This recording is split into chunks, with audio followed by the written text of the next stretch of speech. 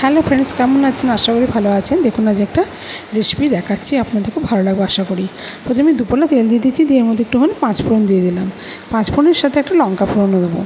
দিয়ে এবার আমি এর মধ্যে ডুবো করে বেগুনগুলো কেটে রেখেছি। সবজিগুলো তো আগেই দেখালাম কী কী দিয়েছি। এবার একে একে সব দেবো। প্রথমে বেগুনটাকে একটু ভালো করে লাল লাল করে এপিট ওপিট ভেজে নেবো। নিয়ে তারপর হয়ে গেলেই ওর মধ্যে উচ্ছেটাকে দিয়ে দেবো। উচ্ছেটাকে একটু খানিকটা নাড়াচাড়া করে ভেজে নেবো। ভেজে নিয়ে তারপর আলুটাকে দিয়ে দেবো। আলুটাও একটু ভেজে নিয়ে তারপর আমি ডাঁটাগুলোকেও দিয়ে দেবো।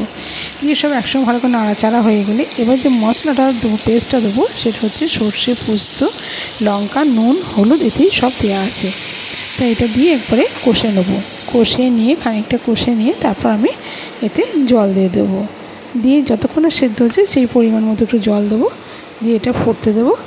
আর এটা গরম ভাতের সঙ্গে তো অসাধারণ খেতে লাগে। এই দেখুন আমার এখন ভাত হচ্ছে, এটাতে তরকারি বসিয়েছি।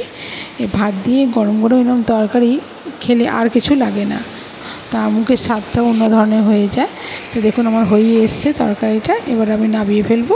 শুকিয়ে গেছে, ভাতের সঙ্গে গরম গরম পরিবেশন করবো। কেমন লাগলো রেসিপিটা?